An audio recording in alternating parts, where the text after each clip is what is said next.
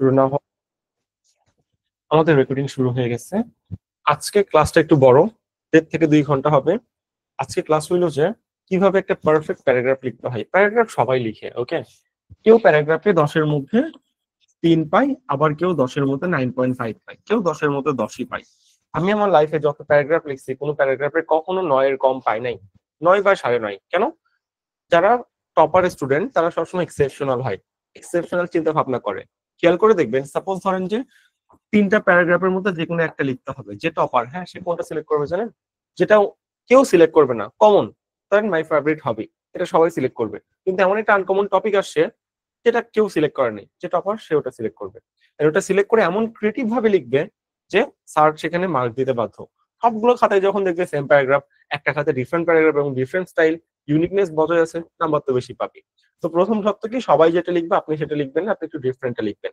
এখন ডিফারেন্টটা কিভাবে লিখবেন বা সবাই যেটা লিখতেছে সেটা কিভাবে আপনি ইউনিকনেস বজায় রাখবেন, সেটাই আজকের ক্লাসের মেইন বৈশিষ্ট্য। Okay, how to write a perfect paragraph. আমি ফার্স্টে আপনাকে একটা প্যারাগ্রাফের ডেমো দেখাই। আচ্ছা, ডেমো লাস্টে যে দেখাবো নি। এখন আমরা এক এক করে শুরু করি যে প্যারাগ্রাফের মধ্যে কি কি ম্যাটেরিয়ালস থাকা উচিত। লাস্টে আমি প্যারাগ্রাফ লিখে ডেমো দেখাই দিব যে একটা পারফেক্ট প্যারাগ্রাফ কেমন হয় অ্যাকচুয়ালি। ওকে, ট্র্যাক পয়েন্ট তাকান এক এক করে, একটু কষ্ট করে খাতায় জিনিসগুলো নোট করে নেবেন, খুবই ইম্পর্টেন্ট। প্রথমত, প্যারাগ্রাফে তোমার কি চেয়েছে। যেমন আমি যদি সাপোজ একটা কমন একটা প্যারাগ্রাফ বলি, ডিফরেস্টেশন, এটা টাইপ করলাম ডিফরেস্টেশন। ওকে, DEFORESTATION। ডিফরেস্টেশন মানে গাছপালা কাটতেছে, বন উজাড়িকরণ, যেটাকে আসলে বলা হচ্ছে। You have to focus on the main point. তোমার প্যারাগ্রাফের টার্মটা কি? ডিফরেস্টেশন বা মাই ফেভারিট টিচার বা করোনা ভাইরাস নতুন করে আবার আসতেছে, আমরা যতটুকু দেখতেছি 2025-26 সালে অ্যাকচুয়ালি। সো মেইন টার্মের দিকে তুমি সবসময় ফোকাস রাখবা। কেমনে ফোকাস রাখতে হবে আমি প্যারাগ্রাফ সহ লিখে তোমাকে দেখাই দিব, একটু কষ্ট করে এগুলো লিখে নিবা। Number 2, need vocab materials. সবাই নর্মাল ওয়ার্ড গুলোতে লিখবে। ওকে, যেমন ধরো ইন্ডাস্ট্রিয়াস মানে হলো পরিশ্রমী, সবাই তো ইন্ডাস্ট্রিয়াসই লিখবে। বাট তুমি ইন্ডাস্ট্রিয়াস না লিখে আর্টাস লেখো না, ARDOUS, আর্টাস। আর্টাস মানে কি হয়? পরিশ্রমী। এটা কি? বা অ্যাসিডুয়াস, অ্যাসিডুয়াস মানে পরিশ্রমী, ASSIDUOUS, অ্যাসিডুয়াস মানে পরিশ্রমী। মানে আমি তোমাকে বুঝাইতে চাচ্ছি যে একটু ইউনিক হইতে হবে, একটু ডিফারেন্ট হইতে হবে। সবাই যেই ভোক্যাবটা লিখবে তুমি সেই ভোক্যাবটা লিখবা না, তুমি লিখবে হলো অ্যাডভান্স ভোক্যাব। এই অ্যাডভান্স ভোক্যাব গুলোকে কি বলে? জিআরই এর ভোক্যাব বলে, বা জিম্যাট এর ভোক্যাব বলে, যেটাকে আমরা হাই ফ্রিকোয়েন্সি সিরিজ বলি বা ব্যারন্স এসএটি সিরিজ বলি। তাহলে ভাইয়া এই ভোক্যাব গুলো আমি পাবো কোথায়? আমি তো আছি, তাই না? ক্লাস শেষে সেটার পিডিএফ আমি দিয়ে দিব। ওখান থেকে ধরেন ওখানে আপনার 300টার মতো ভোক্যাব আছে। এই 300টার মধ্যে আপনি 100টা বা শুধুমাত্র 50টা টার্গেট করবেন। যে 50টা ভোক্যাব আপনার অ্যাজ ইউজুয়াল ইউজ করতে হয়, আপনি নর্মাল ওয়ার্ডের বিপরীতে এই ওয়ার্ডগুলো ইউজ করবেন। ওকে, তাহলে দেখবেন যে নর্মালের চেয়ে আপনি বেশি মার্ক পেয়ে গেছেন। মানে সবাই যেটা লিখবে আমি সেটা লিখবো না, এটাকে ইউনিকনেস বলে। Next, 3 number, you have to use at least 4 idiom in your writings. দেখেন, আমি বলছি প্যারাগ্রাফ হলো একটা ইনফর্মাল জিনিস, ফর্মাল আর ইনফর্মাল বুঝতে হবে। যখন আপনি অ্যাপ্লিকেশন লিখেন, ওকে, অ্যাপ্লিকেশন লিখেন, সেটাকে ফর্মাল গ্রামার বলা হয়। ফর্মাল, ফর্মাল মানে হলো আপনি ভোক্যাব মানে হাই ফ্রিকোয়েন্সি ভোক্যাব, তারপর ইডিয়ম এন্ড ফ্রেজ, ডেটা, এগুলো কিছু ইউজ করতে পারবেন না। নর্মাল ল্যাঙ্গুয়েজে আপনার সুন্দর করে কনস্ট্রাকটিভ ভাবে গুছায় লিখতে হবে। আর যেটা ইনফর্মাল জিনিস সেখানে আপনি সব ইউজ করতে পারবেন আপনার যা ইচ্ছা। ওকে, যেমন যেটা বলতেছি, you have to use at least 4 idiom and phrase in your writing. বলো তুমি প্যারাগ্রাফ লিখছো ডিফরেস্টেশন, জীবনে কতগুলো প্যারাগ্রাফে তুমি ইডিয়ম এন্ড ফ্রেজ অ্যাড করছো? করছো? করো নাই। কঠোর পরিশ্রম করা, এটাকে আমরা বলি যে by moving heaven and earth. Moving heaven and earth মানে হলো কঠোর পরিশ্রম করা। ঠিক আছে, কাউকে তার শাস্তি দেওয়া, শাস্তি দেওয়ার তোমার ফ্রেজের মধ্যে পড়ে যে to test your own medicine. নিজে যে মেডিসিন সৃষ্টি করছো সেই মেডিসিন নিজে টেস্ট করে দেখা, এটাকে শাস্তি দেওয়া বলে। এরকম ইডিয়ম এন্ড ফ্রেজ যতগুলো ইম্পর্টেন্ট আছে সবগুলো আমার কাছে নোট করা আছে। অ্যাকচুয়ালি ঢাবির জন্য এই ক্লাসটা আমাদের সাজানো, ঢাবির প্যারাগ্রাফ রাইটিং এর জন্য। ওটাই আমি এখন দিয়ে দিতেছি যাতে করে এইচএসসি প্যারাগ্রাফও ভালো হয়, ঢাবির জন্য অ্যাকচুয়ালি প্রিপারেশনটা হয়ে যায়, যেহেতু আপনার রিটেনের জন্য আসলে লাগবে। তো যেটা বলতেছিলাম, মাস্ট বি মাথায় রাখতে হবে প্যারাগ্রাফের মধ্যে 4টা ইডিয়ম এন্ড ফ্রেজ মিনিমাম থাকতেই হবে। আমি যদি লিখি 10 থেকে 15টা ইডিয়ম এন্ড ফ্রেজ থাকে, প্রতিটা লাইন ইডিয়ম এন্ড ফ্রেজ থাকে আমার। কিভাবে আমি তো আপনাকে একটু পর দেখাই দিব। তারপর ইউজ সাম স্পেশাল ওয়ার্ড, যেটা আমি বললাম ভোক্যাব ম্যাটেরিয়ালস এর মধ্যে স্পেশাল জিআরই জিম্যাট যে ওয়ার্ড গুলো আছে আপনি সেই ওয়ার্ড গুলো ইউজ করেন, তাহলে আপনার জন্য বেটার হবে। ওকে, সবচেয়ে ইম্পর্টেন্ট টার্ম ট্রাম্প কার্ড যেটা, এটা হলো আমাদের 1st নাম্বার টার্ম।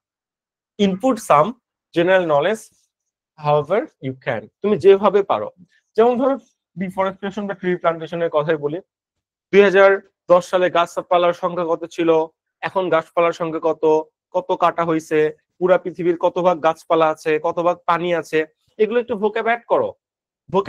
ভোক্যাব নাই, এই ডেটাগুলো তুমি একটু অ্যাড করো। এই ডেটাগুলোকে আমরা কি বলি, জেনারেল নলেজ বলি। এন্ড জেনারেল নলেজ কিভাবে অ্যাড করতে হয়, এটা অবশ্যই নিউমেরিক ওয়ার্ডে অ্যাড করতে হয়। Numeric, NUMERIC। নিউমেরিক মানে কি, ধরো তুমি 10 100 লিখবা, রাইট? এখন 10 100, তুমি 10 100 না লিখে এইভাবে লেখো না, 10 এর পর যদি 100 দাও এরকম কিছু একটা হয়ে যাবে। 10 100 মানে কত হয়ে যাচ্ছে, 100 যদি 100 হয়, 10 100 1000 হচ্ছে বা 1000 হচ্ছে। এভাবে তুমি নিউমেরিক ওয়ার্ডে লিখো। তুমি যখন প্যারাগ্রাফের মাঝখানে নিউমেরিক ভাবে কোনো কিছু লেখো না, ওটা চোখে বাজে, চোখে সুন্দর দেখায়। আর ওইটা যখন স্যার চোখে দেখবে, তখনই তোমার প্যারাগ্রাফের উপর স্যার ইমপ্রেসড হয়ে যাবে, অটোমেটিক্যালি তোমাকে মার্ক বেশি দিবে। এই আমাদের প্যারাগ্রাফ লেখার শুরুতে এইগুলাকে ঠাড়া মুখস্থ করে ফেলতে হবে, কি কি ইনক্লুড করা প্রয়োজন, তারপর প্যারাগ্রাফ রাইটিং অ্যাকচুয়ালি আমরা শুরু করবো। ওকে, 6 নাম্বার, ইউজ স্পেশাল রুলস। দেখো, পজিটিভ ভার্ব, তারপর সাবজেক্টিভ ভার্ব, কমপ্লেক্স সেন্টেন্সের স্ট্রাকচার, ইটিসেট্রা, এগুলো কেন শেখানো হয়? শুধু কি চেঞ্জ করার জন্য, সিম্পল সেন্টেন্স আছে কমপ্লেক্স বানাই দেখাও, এই জন্য তোমাদের এগুলো শেখানো হয় না। এগুলো স্যাররা চাই যে রাইটিং পার্টের মধ্যে যেন স্টুডেন্টরা ইউজ করতে পারে বা ইউজ করে, এই জন্য এই জিনিসগুলো তোমাদের শেখানো হয়। কিন্তু আমাদের আফসোস, সিম্পল সেন্টেন্স আমরা যেটা এক প্যারাগ্রাফে পাই, there is, there is, there is, it is এছাড়া আর কোনো কিছু লিখতে পারে না। প্যারাগ্রাফে ইউজ করতে হলে কমপ্লেক্স সেন্টেন্স স্ট্রাকচার, বেশিরভাগ টাইমে যেটা আমরা ইউজই করি না, এই জন্য আসলে মার্ক কম পাই। ওকে, 7 নাম্বার, স্যাররা সবচেয়ে বেশি হেড যেটা করে, আমি পার্সোনালি যেটা হেড করি, এটা হলো গ্রামাটিক্যাল মিস্টেক। ভাই তুমি পারো না, ওই গ্রামার স্ট্রাকচার তুমি ইউজ করার দরকার নাই তো, কিন্তু তুমি ভুল কেন করবা? গ্রামাটিক্যাল ভুল এটা আসলে খুবই নেগেটিভ ইমপ্রেশন ফেলে। ধরেন আপনি খুব ভালো একটা প্যারাগ্রাফ লিখছেন, গ্রামাটিক্যাল ভুল 2 1টা, ওই 2 1টার জন্য আপনার মার্ক অনেক কমে যাবে। স্যারের ইগো এখানে অনেক বেশি হার্ট হয়ে যায় যে ঠিক আছে, গ্রামাটিক্যাল মিস্টেক কেন করবে, ইন্টার ফার্স্ট ইয়ার সেকেন্ড ইয়ারে পরে ভার্সিটিতে এক্সাম দিবে, গ্রামাটিক্যাল মিস্টেক এই ছেলের দ্বারা কেন হবে? এই জিনিসটা স্যাররা সহ্য করতে পারে না। ওকে, তারপর you have to complete it in 1 para. ভাই প্যারাগ্রাফ মানে হলো একটা প্যারায় লিখতে হবে। আমি যদি এটা খাতার পৃষ্ঠা ধরি, এইভাবে প্যারাগ্রাফ 1 প্যারায় লিখতে হবে, 1 প্যারা। তুমি কখনো ধরো এখানে একটা প্যারা, এখানে একটা প্যারা, এরকম ডিফারেন্ট প্যারা করতে পারবা না। ডিফারেন্ট প্যারা কোথায় করতে পারবা? এসে রাইটিং যেটা আছে, রাইট? তুমি এসে রাইটিং এ ডিফারেন্ট প্যারা করো, আমাদের কোনো সমস্যা নাই। কিন্তু প্যারাগ্রাফে প্যারা থাকবে হলো ওয়ানলি একটা, 2টা প্যারা তুমি কখনোই করতে পারবা না। তাহলে 8টা টার্ম আমি তোমাকে এখানে বুঝাইলাম, তুমি ঠাড়া একটু মুখস্থ করে ফেলো, যেটা চাইবে মেইন পয়েন্টে ফোকাস করতে হবে। ডিফরেস্টেশন, ওকে, এখানে ভোকাব ম্যাটেরিয়ালস অ্যাড করতে হবে। ভোকাব ম্যাটেরিয়ালস এর মধ্যে কি কি পড়তেছে? ইডিয়ম ফ্রেজ তোমার পড়তেছে, special word, high frequency word পড়তেছে, তারপর জেনারেল নলেজ, যেই প্যারাগ্রাফি দিক যেমনই হোক, জোর করে হোক, সেখানে ডেটা ইনক্লুড করতে হবে। কিভাবে ইনক্লুড করতে হবে? নিউমেরিক ওয়ার্ডে তোমার ডেটাগুলো ইনক্লুড করতে হবে। যদি পারো সিম্পল সেন্টেন্স স্ট্রাকচার না দিয়ে বেশিরভাগ কমপ্লেক্স সেন্টেন্স স্ট্রাকচার করো। এই কয়টা হলো তোমার ভোকাব ম্যাটেরিয়াল অ্যাড করছো। এরপর অ্যাভয়েড গ্রামাটিক্যাল মিস্টেক, এবং প্যারাগ্রাফটা অবশ্যই 1 প্যারায় লিখবা। তুমি যদি খুব সুন্দর প্যারাগ্রাফ লিখছো, যদি 2 প্যারায় লিখে ফেলো, স্যার যদি চাই এই ছেলেটাকে আমি গোল্লা দিব, 0 দিব, ইটস ওকে, কোনো সমস্যা নেই, কারণ প্যারাগ্রাফের নিয়মই হলো 1 প্যারায় লেখা। দেখো, আমরা 9 10 ইন্টার ফার্স্ট ইয়ার সেকেন্ড ইয়ারে শিখে আসি প্যারাগ্রাফ লিখতেই হইলো, বাট এগুলো লেখারও যে একটা নিয়ম আছে, একটা ক্রাইটেরিয়া আছে, এটা আমরা আসলে জানি না। এটা না জানার জন্যই অনেক ভালো লেখার পরও আমরা মার্ক পাইতেছি না। আমরা যেই স্যারের কাছে জিজ্ঞাসা করতেছি স্যার মার্ক কেন কম পাইলাম, ওই স্যার এত ডিটেলস হয়তো বা জানেও না যে প্যারাগ্রাফ এইভাবে লিখতে হয়। কিন্তু যেই ঢাবির টিচার, যিনি তোমার খাতা কাটবে, তিনি তো এইগুলো জেনেই, ফর্মাল ইনফর্মাল জেনেই তো টিচার হয়েছে, তাই না? এমনি এমনিতে হয়নি, তিনি স্টুডেন্ট ছিল, তারপর টপ করছে, তারপর তো টিচার হয়েছে। তো তার কাছে এই জিনিসগুলো তো ভাই চোখে বাঁধবে।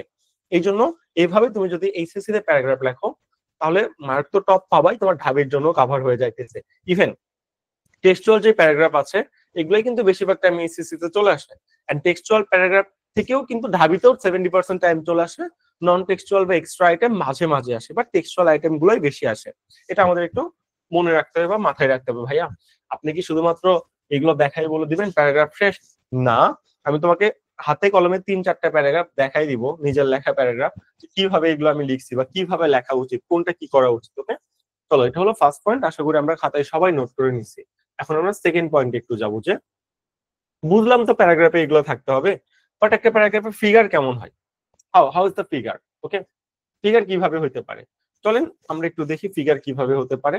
আমরা এই জিনিসটা লিখে রাখছি, আমরা জিনিসটা এখানে সারমর্ম দিব। ওকে, ফার্স্ট অফ অল মাথা রাখতে হবে, প্রথমে দর্শনধারী, তারপর গুণবিচারী। First impression is the best impression, এটা আপনার মাথায় রাখতে হবে। Okay, and introduction with perfect definition, আপনাকে যেটাই দিক না কেন, আপনার সাপোজ ধরেন দিলে deforestation, deforestation what is deforestation, এটা আপনার নিজের ভাষায় এক্সপ্লেন করতে হবে। এন্ড কমন কোনো কিছু এক্সপ্লেন করা যাবে না, একদম পারফেক্ট 2 থেকে 3 লাইনে কমপ্লেক্স সেন্টেন্স দিয়ে জিনিসটা এক্সপ্লেন করতে হবে। আমি বললাম না, এগুলো শেষ করার পর দেখানোর পর লিখে দেখাবো যে কিভাবে জিনিসটা এক্সপ্লেন করতে হয়, ঠিক আছে? তাহলে ফার্স্ট অফ অল প্যারাগ্রাফের যদি আমি ফিগারের কথা চিন্তা করি, প্রথমত থাকতেছে হলো ইন্ট্রো। ইন্ট্রোটা অবশ্যই 2 থেকে 3 লাইনে করার চেষ্টা করবো, আমি যা বলতেছি একটু টুকে নেন খাতায়, খুব ইম্পর্টেন্ট। ইন্ট্রোটা অবশ্যই 2 থেকে 3 লাইনে হবে। ইন্ট্রো হবে কমপ্লেক্স সেন্টেন্সের স্ট্রাকচারে, কমপ্লেক্স সেন্টেন্স স্ট্রাকচারে ইন্ট্রোর মধ্যে অবশ্যই আপনার হাই ফ্রিকোয়েন্সি ওয়ার্ড থাকবে, মানে হেভি যেই ওয়ার্ড গুলো বলে, ভোকাব ম্যাটেরিয়াল বলে, হাই ফ্রিকোয়েন্সি ওয়ার্ড থাকবে।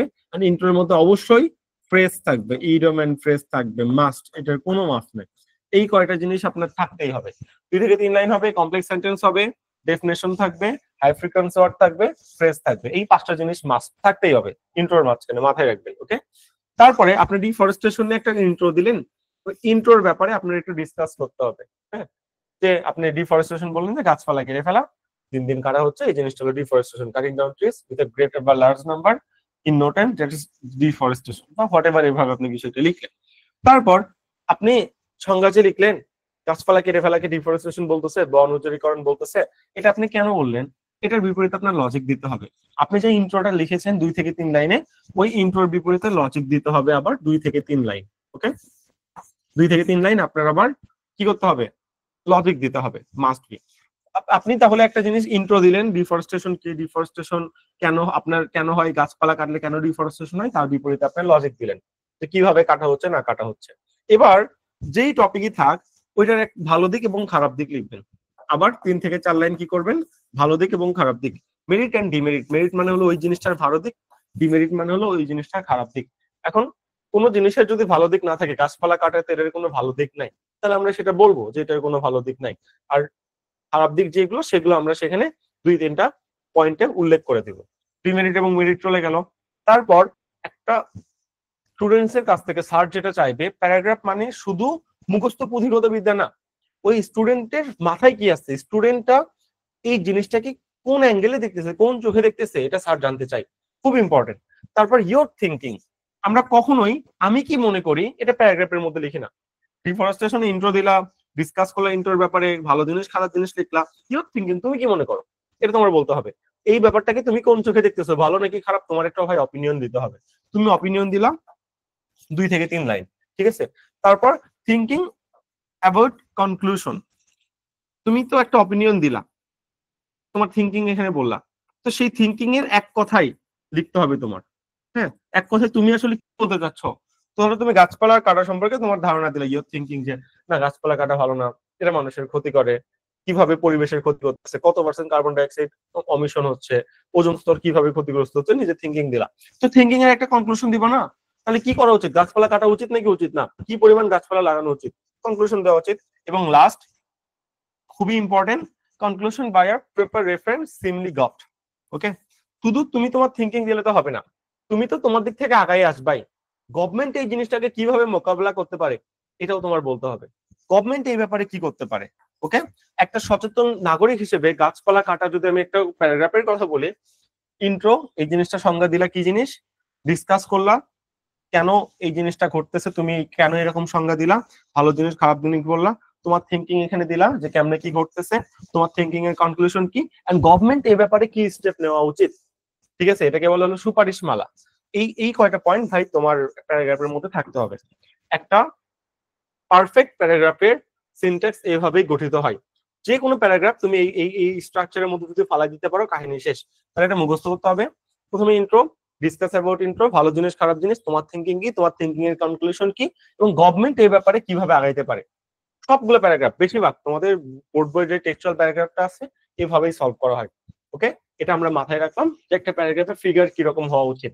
আর প্রথমে দেখে এসেছি যে প্যারাগ্রাফের মধ্যে কি কি থাকা উচিত, কোন কোন ম্যাটেরিয়ালস থাকা উচিত। এই ফিগার গুলোর মধ্যে ওই ম্যাটেরিয়ালস গুলো বসবে, কিভাবে বসবে আমি একটু পর প্যারাগ্রাফ লিখে তোমাকে দেখে দিচ্ছি যে কিভাবে জিনিসটা ঘটবে।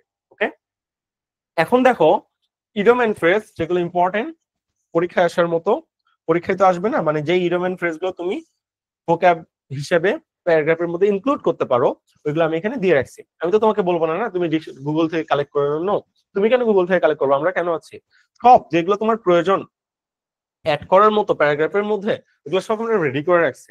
তুমি জাস্ট এখান থেকে পড়বা, প্রতিটা পড়বা। এবং নিয়ম আছে, এই ইডিয়ম এন্ড ফ্রেজ অ্যাড করার জন্য না তোমার এগুলাকে মুখস্থ করতে হবে। আমরা মনে করি যে বাংলা মিনিং জানলেই হয়তো আমরা ডিরেক্ট প্যারাগ্রাফের মধ্যে ইনক্লুড করতে পারবো। নো, একমাত্র ওয়ার্ড গুলো তোমার যখন সব মুখস্থ থাকবে তখনই তুমি এগুলো প্যারাগ্রাফের মধ্যে ইউজ করতে পারবো, অথবা পারবা না। তুমি যতই মিনিং জানো, ডোন্ট কেয়ার, মুখস্থ থাকতে হবে ওয়ার্ড গুলো, তাহলেই কেবলমাত্র প্যারাগ্রাফের মধ্যে ইনক্লুড করতে পারবে। এই ব্যাপারটা একটু মাথায় রাখবা। ওকে, দেখো আমি কয়েকটা দেখাই দিই, বাকি জিনিস তুমি একা একাই পারবা। আর মেইনলি প্যারাগ্রাফে আমি ফোকাস দিব। Okay, against the clock. Against the clock কি জিনিস দেখো, এখানে সুন্দর মতো ডেফিনেশন দেওয়া আছে, একদম পারফেক্ট। যে if you walk against the clock you are trying very hard to finish something before deadline. তার মানে কি, নির্দিষ্ট সময়ের মধ্যে কোনো কিছু কমপ্লিট করাকে এগেইনস্ট দ্য ক্লক বলে। ইউজ দিয়ে দিচ্ছে, police are walking against the clock to find the evidence the need. Evidence প্রয়োজন, কোর্টে হাজির করতে হবে নির্দিষ্ট সময়ের আগে। এই জিনিস খোঁজার জন্য তারা কি করতেছে, কঠোর পরিশ্রম করতেছে। অ্যারাউন্ড দ্য ক্লক কি, all day and all night, মানে কি দিন রাত সবসময় কাজ করা। The nurses work around the clock to look after the injured child. শেষ। ব্যাক ইন দ্য ডে মানে অতীতের জিনিস স্মরণ করা। A time in the past use mostly when you are remembering nice things। তো এটা দেখো এখানে সুন্দর মতো ডেফিনেশন দেওয়া আছে। আমি এখানে কিন্তু ইডিয়ম এন্ড ফ্রেজ বেশি দেইনি, মাত্র 30 থেকে 40টা দিছি। এই 30-40টা মুখস্থ করে ফেলতে হবে। তুমি যেই প্যারাগ্রাফে ইউজ করো না কেন, তোমার 4 থেকে 5টা ইডিয়ম এন্ড ফ্রেজ অ্যাড করতে হবে। এই ইডিয়ম এন্ড ফ্রেজ গুলো এখানে সুন্দরভাবে দেওয়া আছে। তুমি এগুলো যেমনি হোক ভাই, কষ্ট করে হোক, যেমনি হোক, তুমি জিনিসগুলো আসলে অ্যাড করবা। এই জন্য ইডিয়ম এন্ড ফ্রেজ গুলো কি করতে হয়, খাতায় লিখতে হয়, খাতায় লিখে মুখস্থ করে ফেলতে হয়। যখন তুমি সিরিয়ালি মুখস্থ করতে পারো, 30-40টা মুখস্থ করতে পারবো না, যেটা তোমার ঢাবিতে লাগতেছে, এইচএসসি তে লাগতেছে, সারা জীবন লাগতেছে, বিসিএস এ লাগতেছে, সব জায়গায় লাগতেছে, হোয়াই নট, তুমি কেন মুখস্থ করবে না, অবশ্যই করা উচিত, তাই না? তারপর behind the Times, call it a day, crunch time, এগুলো সুন্দর সুন্দর ইডিয়ম এন্ড ফ্রেজ আছে। এগুলো খুব ইম্পর্টেন্ট, এগুলো আমাদের লাগবে, এগুলো মুখস্থ করে ফেলতে হবে।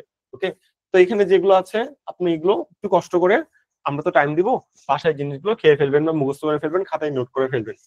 Someone's days are numbered মানে খুব দ্রুত সে মারা যাবে। at the 11th hour শেষ মোমেন্টে। the need time, crunch time মানে খুব ইম্পর্টেন্ট টাইমে। play for time মানে হলো টাইম নিয়ে অবহেলা করা। time flies মানে দ্রুত সময় চলে যায়, কোনো কিছু দ্রুত চলে যাওয়া বুঝাইতেছে। back to the drawing board আবার মেইন টপিকে ফেরত আসা। beating a dead horse মানে তোমার আসলে কোনো লাভ লস নাই, তুমি অযথা সময় নষ্ট করতেছো সেটা। so thick and thin মানে ভালো খারাপের মতো দিয়ে। head over heels মানে হলো যে কি, পায়ের বুদ্ধি কোথায় নেমে যাওয়া, হিলস, হাঁটুতে নেমে যাওয়া। কখন, মানুষ যখন প্রেমে পড়ে তার মাথার বুদ্ধি নাকি হাঁটুতে নেমে যায়, এটাকে হিট ওভার হিলস বলা হয়। ঠিক আছে, কিপ এট আর্মস লেন্থ মানে নির্দিষ্ট একটা দূরত্ব বজায় রাখা বা কাউকে কি করা, অ্যাভয়েড করা। এরকম ইম্পর্টেন্ট ওয়ার্ড গুলো এখানে দেওয়া আছে। বার্ন দ্য মিডনাইট অয়েল মানে কঠোর পরিশ্রম করা। Put your all eggs in one basket মানে তোমার সকল পরিশ্রম এক জায়গায় রেখে দেওয়া। রাইট, এক মানে সকল পরিশ্রম সবকিছু এক জায়গায় ইনভেস্ট করা, এটাকে বলা হয়। গিভ দ্য কোল্ড সোলজার মানে কি, ইগনোর করা কাউকে। Hit the nail on the head মানে মেইন পয়েন্ট করা, যেখানে আঘাত করা প্রয়োজন। Every dog has his day, প্রত্যেকেরই একদিন ভালো সময় আসবে। টেস্ট ইওর ওন মেডিসিন মানে নিজের কৃতকর্ম ফল ভোগ করা। স্পিল দ্য বিন মানে কোনো কিছু সিক্রেট বলা। স্ল্যাপ অন দ্য রিস্ট মানে কাউকে কি করা, পানিশমেন্ট দেওয়া। Getting less punishment than a person deserve, যেটা বলা হলো স্ল্যাপ অন দ্য রিস্ট। দেখো না, ছেলে মেয়ে দুইজনই পড়া পারেনি, ছেলে পড়া পারলো না ঠাস ঠাস করে থাপ্পড় মারলো, মেয়ে পড়া পারলো না পেট দিয়ে আস্তে আস্তে থাপ্পড় মারলো, মনে হলো যে গায়ে লাগলো না। তো ব্যাপারটা এরকম, এটাকে আমরা বলতে slap on the wrist. Okay, তারপর curiosity kill the cat, bill castle in the air, kick the bucket. Kick the bucket এটা কাইন্ড অফ একটা ইউফেমিজম। ইউফেমিজম কি জিনিস, ফিগার অফ স্পিচে পরে শিখবা। Piece of cake, blessing, it was a blessing in disguise মানে গোবরে পদ্ম ফুল যেখানে বলে, হ্যাঁ, খারাপের মধ্যে ভালো কিছু হয়ে যাওয়া। বাইট মনস্টাং, heard it on the grapevine. তারপর কস্ট অ্যান্ড আর মানে লেক মানে অনেক ভেরি এক্সপেন্সিভ। জাজ এ বুক বাইক, আবার feeling under the water, walkie docky, pell mell, move heaven and earth. এই যে ইম্পর্টেন্ট ওয়ার্ড, এই কয়টা ইডিয়ম এন্ড ফ্রেজ, এগুলো একটু মুখস্থ করে ফেলতে হবে, খুব ইম্পর্টেন্ট, বাদ দেওয়া যাবে না। ওকে, এবার আশা করি এটা আপনি দেখতে পাচ্ছেন না, তো আমি একটু জুম করে দিলাম দেখার জন্য। এখানে যেগুলো কমন, হ্যাঁ, ওইগুলো আমরা নিব না। আমরা কোনগুলো নিব, আমরা নিব শুধুমাত্র আনকমন গুলো। দেখো, কোনো কিছু ইন্ডিকেট করার জন্য প্রথমত দ্বিতীয় অর্ডার ইন্ডিকেট করার জন্য কি কি আছে, first second third next finally, এগুলো আমার সব করতে হবে না। তো আমি যেগুলো কেউ ইউজ করে না আমি সেটা নিব, যেমন সাবসিকুয়েন্টলি কেউ ইউজ করবে না, একটু কঠিন ওটা, আমি এটা নিব। এখান থেকে প্রতিটার ক্যাটাগরি তুমি 2-3টা করে জাস্ট মুখস্থ করে ফেলো যে কোন কাজের জন্য কি। আমরা প্রথমে ম্যাটেরিয়ালস গুছাইতেছি, বুঝছো, তারপর লাস্টে যে একদম ডিরেক্ট হিট করবো সাবসিকুয়েন্টলি। তারপর ফলোড বাই আমরা এটা নিতে পারি, তারপর লাইকওয়াইজ এটা ইম্পর্টেন্ট, এটা আমি নিতে পারি। তো আমি তিনটাই নিলাম, যথেষ্ট না? তারপর ইন অ্যাডিশন টু এটা নিতে পারি। ওকে, এই চারটা ধরো আমি এখান থেকে নিলাম। তোমার পছন্দ হলে তুমি তিন চারটে ইচ্ছা মতো সিলেক্ট করতে পারো, যেটা একটু আনকমন। ওকে, কোনো কিছুকে ইন্ট্রোডিউস বা বিপরীত তুমি বোঝানোর জন্য, অপোজিট বোঝানোর জন্য কি সবাই হাওয়ার ইউজ করবে, on the other hand use করবে। আমি তো এগুলো নিবো না। আমি তাহলে কি নিতে পারি? হোয়ারাস, তারপর ইন কন্ট্রাস্ট, তারপর নিভারথলেস। ধরো আমি এই তিনটা নিলাম এখান থেকে। ওকে, অ্যাডিশনাল ইনফরমেশন দেওয়ার জন্য তুমি কি করতে পারো? সবাই নিবে অ্যানাদার, ইন অ্যাডিশন, তো আমরা তো এগুলো নিবো না। আমরা নিব কি? এই যে এন্ড দেন, এরপর এটা আমি ইউজ করতে পারলাম। তারপরে একটু ডিফারেন্স, যেগুলো ডিফারেন্সিয়েশন আসবে সেগুলো আমরা নেওয়ার চেষ্টা করবো, তাই না? এটা সেম টাইম এটা আমি নিয়ে নিলাম, তারপর ফার্দার এটা নিয়ে নিলাম। ধর এখান থেকে এই তিনটাই আমাদের জন্য যথেষ্ট। তারপরে কজ এন্ড ইফেক্ট, কারণ বোঝানোর জন্য আমরা কোনটা নিতে পারি? Therefore, the, as a result, এগুলো তো সবাই নিবে। তাহলে আমরা কোনটা নিতে পারি? আমরা নিতে পারি এই যে রেজাল্টেন্টলি, খুবই ইম্পর্টেন্ট। এটা এক্সট্রা, এটা আমরা নিতে পারি। ডিউ টু নিতে পারি, অ্যাকর্ডিংলি নিতে পারি। মানে যেই জিনিসগুলো কেউ ইউজ করবে না, এই ওয়ার্ডগুলো আমরা একদম মাথার মধ্যে মুখস্থ করে রাখবো, যাতে করে আমরা যখন লিখবো সাথে সাথে মাথার মধ্যে চলে আসে। মনে রাখবো, এগুলো যদি মিনিং শিখো তাহলে সাথে সাথে মাথার মধ্যে আসবে না, বাট যদি মুখস্থ করো তাহলেই কেবলমাত্র প্যারাগ্রাফ লেখার টাইমে সাথে সাথে মাথার মধ্যে আসবে। আর প্যারাগ্রাফে 10-এ 10 পাওয়া বা 10-এ 9.5 পাওয়া খুব কঠিন ব্যাপার না, এই জিনিসগুলো মেনটেন করলেই হয়। কম্পেয়ার এন্ড কন্ট্রাস্ট, তুলনা করার জন্য সবাই যেটা ইউজ করবে আমরা তো করবো না, আমরা লাস্টের গুলো নিই। উইথ দ্য এক্সপেকটেশন অফ, এক নাম্বার আমরা এটা নিলাম। তারপর আমরা নট নট উইথস্ট্যান্ডিং আমরা এটা নিলাম। কন্ট্রাডিক্টরিলি আমরা এটা নিলাম। তিনটা হলেই হয়ে যাচ্ছে না? কোরেসপন্ডিংলি এটা নিলাম। তো আমরা টোটাল মনে করে চারটা জিনিস নিলাম। আমরা এই চারটা জিনিস মাথার মধ্যে রাখলাম যে আমাদের কন্ট্রাস্ট এবং কম্পেয়ার, তুলনা বোঝানোর জন্য, বিপরীত কোনো কিছু বোঝানোর জন্য আমরা এই চারটা ইউজ করবো। বাকি যা আছে আমরা জানি না। মানে আমার কথা, অন্য হচ্ছে এক্সেপশন হইতে হবে। যখন এক্সেপশন হবে তখন কিছু পরীক্ষার আগে একটা স্ট্রাকচার বেরোয় না, একটা স্ট্রাকচার দিয়ে 100টা প্যারাগ্রাফ লেখা যায়। ভাই, একটা স্ট্রাকচার দিয়ে তুমি যদি 100টা প্যারাগ্রাফ লেখো, তুমি তো নর্মালের মধ্যে পড়ে গেলা, নর্মাল সিচুয়েশনের মধ্যে পড়ে গেলা, তখন তো তুমি 10-এ 3 পাবা। সবাই তো ওটা লিখতেছে, সবাই যখন লিখবে না তখন তো তুমি মার্কটা পাবা, তাই না? তারপর কিছু এভিডেন্স, কোনো কিছু সুনির্দিষ্টতা বা বোঝানোর জন্য, পৌঁছানোর জন্য একটু কঠিন জিনিস ইউজ করো না, ইমপ্লয়েজ দ্যাট, এটা ইউজ করো বেটার। ওকে, তারপর allow us to infer that, খুব ইম্পর্টেন্ট। এখানে ধরো তুমি এই দুটাই ইউজ করো। তারপর সুনির্দিষ্টতা বোঝানোর জন্য ইমিডিয়েটলি, ডিয়ার আফটার, ফর্মালি, এগুলো তো ইউজ করবো না, আমরা একটু কঠিন গুলো ইউজ করি, লাস্টের গুলো একটু কঠিন হয়। ওকে, ইভেন্চুয়ালি, তারপর অ্যাজ সোন অ্যাজ, যদি এটা সহজ হয়ে গেল, তারপর ইনিশিয়ালি, তারপর আফটার আ ফিউ আওয়ার্স। এই চারটা ধর আমরা ইউজ করলাম এখান থেকে, যথেষ্ট কোনো কিছু ইন্ডিকেট করার জন্য। তাহলে এখান থেকে সব পড়তে হবে না, শুধুমাত্র একটু এক্সেপশনাল যেগুলো সেগুলো পড়তে হবে। ফার্স্টলি, থার্ডলি, আমরা ফার্স্টলি, সেকেন্ডলি, থার্ডলি না বলে নেক্সট এবং ফাইনালি এই দুইটা ইউজ করি, আমাদের জন্য ভালো হবে। তারপর এভাবে আরো আমাদের কিছু জনরা আছে বা ক্যাটাগরি আছে, এই ক্যাটাগরি থেকে আমরা তিনটা জিনিস করে নিব, নিয়ে মুখস্থ করে ফেলবো। ওকে, আমরা কেবল ম্যাটেরিয়াল গুলো বুঝাইতেছি, এগুলো কেন লাগবে? প্যারাগ্রাফের মাঝখানে এগুলো আমাদের খুবই প্রয়োজন। ভার্বাল ফ্রেজ আরো কিছু কিছু আছে, যেটাকে আমরা ভার্বাল ফ্রেজ বলতেছি বা প্রিপোজিশনাল ফ্রেজ বলতেছি। এখান থেকে কোনটার মিনিং কি হাতে গোনা কয়েকটা আছে, এইগুলোর মধ্যে আপনি জাস্ট যদি প্রতিটা প্যারাগ্রাফে একটা করে ইউজ করেন, স্যার খুশি হয়ে যাবে। Look up, pass out, go out, get away with, break up, put up with, যেটাকে এনডিউর বলা হলে, pull through, call off, give in, put off, অনেকগুলো ক্যারি অন যেগুলো আর কি আছে, এই জিনিসগুলো যদি আপনি ইউজ করতে পারেন খুবই ভালো। তো এগুলো কি করতে পারি? আমরা একটু খাতা খুলে জিনিসগুলো প্রত্যেকটা সিরিয়ালি লিখে নোট করতে পারি। আর ভোকাব ম্যাটেরিয়াল গুলো সবসময় মুখস্থ করতে হয়, মুখস্থ না করলে কখনোই আপনি এগুলো প্যারাগ্রাফের মধ্যে ইউজ করতে পারবেন না, কারণ পরে যে এটা মাথার মধ্যে থাকে না। আমি যখন আমার টাইমে কমপ্লিট করছি তখন আমি এগুলো মুখস্থ করে ফেলছি, যাতে করে সুবিধা হয়। এই জন্য খুব একটা দিইনি, হাতে গোনা কয়েকটা দিচ্ছি, ওকে, যাতে করে আপনার জন্য সুবিধা হয়। প্র্যাকটিস, সেই জিনিসগুলো আপনি কিভাবে প্র্যাকটিস করবেন ওটা লিখছিলাম যে নেক্সট ডে আমরা জিনিসটা প্র্যাকটিস করবো, বাট এটা আমরা আজকে এটা কভার করে দিব, সমস্যা নেই। প্র্যাকটিস কিভাবে করতে হয় এখন আমরা আপনাকে আমি প্র্যাকটিস করা একটু শিখাই। The speech of 7th March, এটা আর পরীক্ষায় কখনো আসবে না, বঙ্গবন্ধুর যে ভাষণ, তো এটা আর পড়ে আসলে লাভ নাই। ফোক মিউজিক যেটা আছে, ফোক মিউজিক আমরা অ্যাকচুয়ালি দেখতে পারি আমাদের ট্রেডিশনাল যে সং গুলো আছে, রাইট, ঐতিহ্যবাহী সং গুলো। আপনি কিভাবে প্যারাগ্রাফ লিখবেন দেখেন, এটা কি 10 মিনিটের কোনো জিনিস যে ভাই আপনি 30 মিনিট পড়ালেন, 30 মিনিটের প্যারাগ্রাফ কিভাবে লিখতে হয় আপনি আমাকে শিখাই দিয়েছেন, এখন আমি অনবরত সব প্যারাগ্রাফ লিখতে পারবো একদম ব্রিটিশদের মতো? এত সহজ না। তাহলে কি করতে হয়? সহজ থেকে কঠিনে যেতে হয়। সহজ কি জিনিস? ধরো তোমার কাজ, তোমার HW দিই, তুমি যে কোনো তিনটা প্যারাগ্রাফ ওকে তুমি খুলবা। ধরো ফোক মিউজিক, কি করতে হবে এটা তুমি খুলবা, বই বই খুলবা, কিন্তু বই বই বন্ধ করার দরকার নেই, খুললাম। খোলার পর চিন্তা করো যে এই প্যারাগ্রাফের মধ্যে কি কি থাকা উচিত, কি কি মিসিং আছে চিন্তা করো তো। প্যারাগ্রাফ তো আমার ভোকাপ লাগবে, ভোকাপ ম্যাটেরিয়াল লাগবে।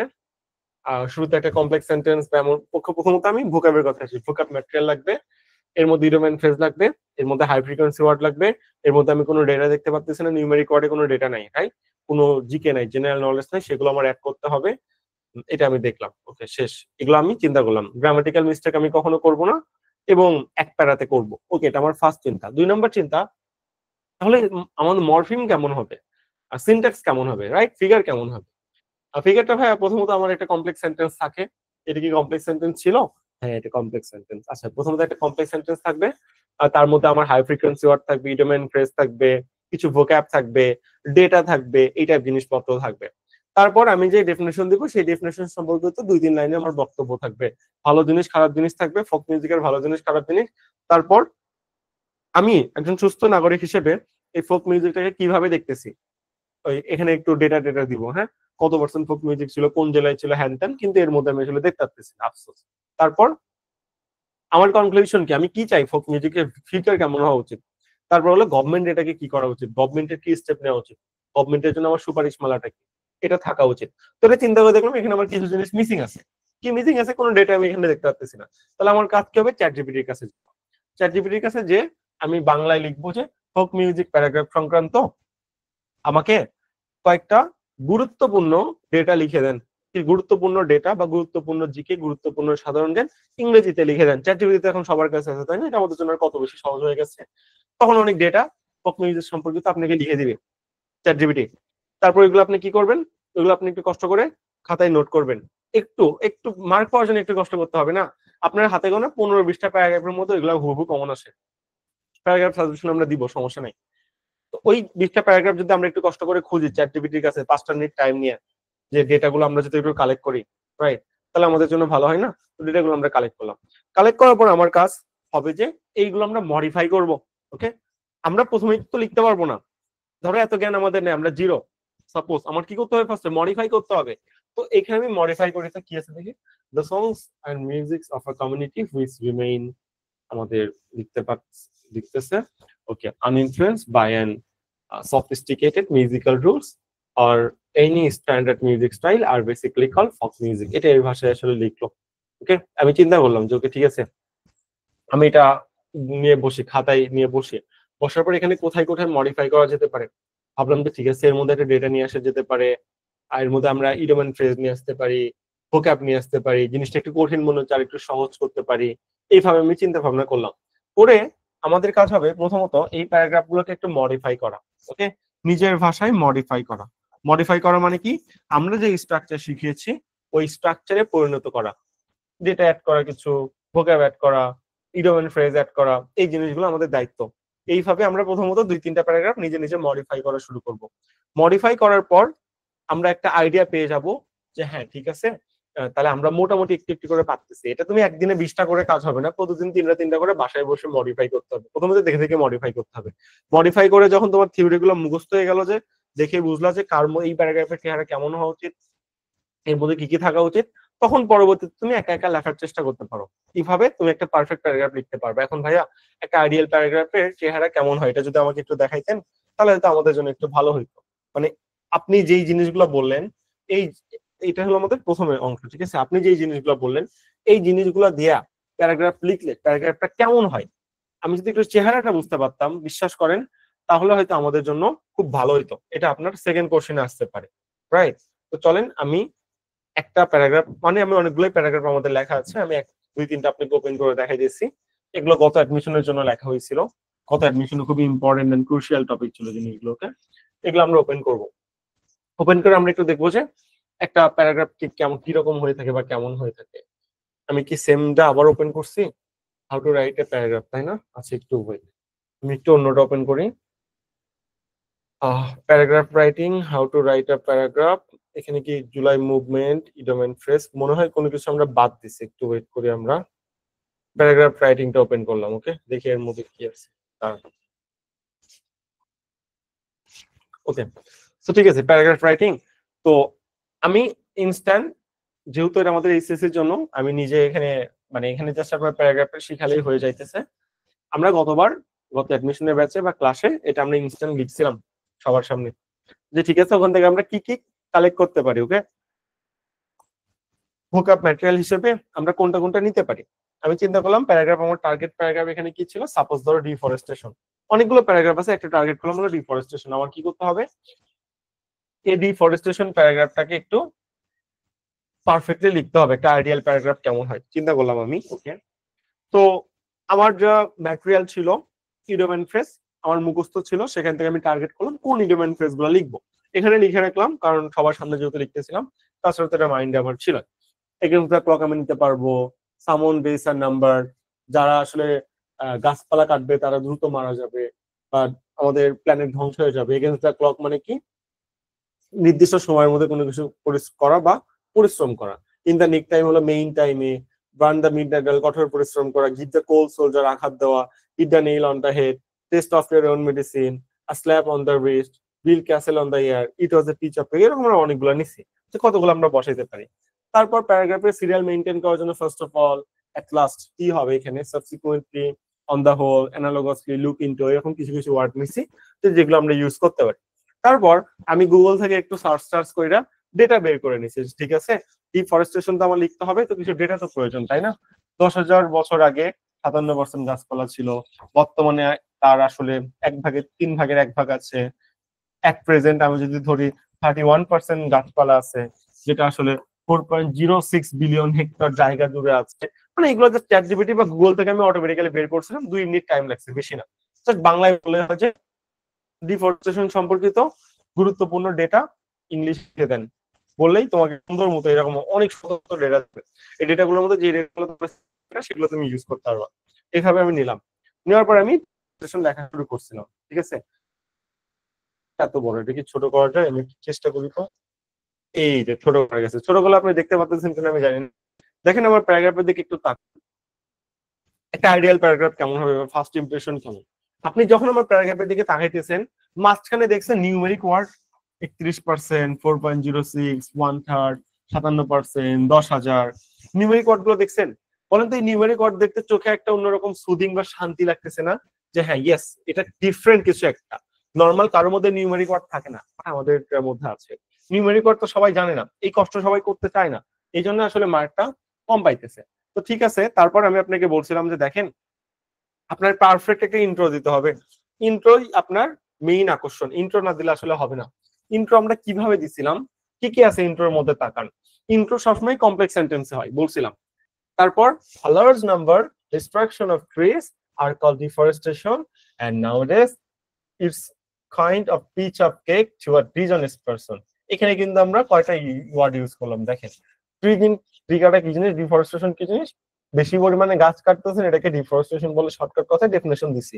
এন্ড বর্তমানে কি হয়েছে, it's a kind of piece of cake. Piece of cake মানে এটা খুব সহজতর ব্যাপার টু আ ডিসঅনেস্ট পারসন, একটা ডিসঅনেস্ট বা অসৎ লোকের কাছে এটা খুবই একটা স্বাভাবিক একটা ব্যাপার হয়ে দাঁড়াইছে। তো এই যে আমি একটা দেখেন এখানে idiom and phrase piece of cake already কিন্তু ইউজ করে ফেলছি।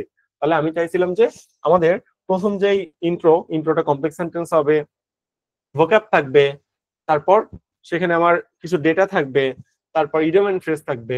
আমার এখানে ডেটা ছিল না, বাট ইডিয়ম এন্ড ফ্রেজ পর্যন্ত ছিল। তারপর কি করতে হবে, এই জিনিসটা যে খারাপ এটা তো লজিক দিতে হবে, আপনার ডেফিনেশনের উপর লজিক দিতে হবে। তো দিলাম যে trees cost an arm and a leg for our existence. তার মানে কি, এখানে একটা ভোক্যাব ইউজ করলাম, দেখেন trees are very expensive for our existence, সেটাকে আমি ইউজ করলাম কি an arm and a leg. এটা মানে কি ছিল, এটা অনেক এক্সপেন্সিভ একটা জিনিস। If trees are cut randomly, trees are cut randomly এখানে আমি কিন্তু প্যাসিভ ইউজ করছি, দেখেন আর কাট, এটা কাট কিন্তু মূল ভার্বের ভার্ব ছিল। Trees are cut randomly, surely our climates days will be numbered in no times. এই যে উইল বি নাম্বারড, এটা মানে কি, numbered in no times. Will be numbered মানে কি, দ্রুত ধ্বংস হয়ে যাবে। ইন নো টাইমস মানে কি, এটা একটা ফ্রেজ, এটা মানে হলো শীঘ্রই বা খুবই দ্রুত। এখানে কিন্তু আমি দুটা ফ্রেজ অ্যাড করছি, দেখেন টু অ্যাকচুয়ালি ক্লিন আর soothing environment is a kind of building castle in the air without reducing cartridge or slapping with the wrist to the dishonest person. who destruct our environment। তো আমার target কি হইলো, বড় বড় বাক্য লেখা, একটা কমপ্লেক্স বাক্য বড় বড় 4 লাইনের একটা বাক্য লিখছি। সুবিধা, এখানে কয়টা ফ্রেজ আছে দেখেন, এটা আপনি নিজেও লিখতে পারবেন, জাস্ট ফ্রেজ গুলো দেখে তাকান। যে বিল ক্যাসেল ইন দ্য ইয়ার মানে কি, দিবারাত্রি স্বপ্ন দেখা। তারপর তারপর তারপর স্ল্যাপিং অন দ্য রিস্ট মানে কি, যে যেই শাস্তি পাওয়া উচিত গাছ কাটার জন্য তাকে কম শাস্তি দেওয়া, এটাকে বলা হচ্ছে স্ল্যাপিং অন দ্য রিস্ট। একটু আগে শিখে আসলাম, তাই না?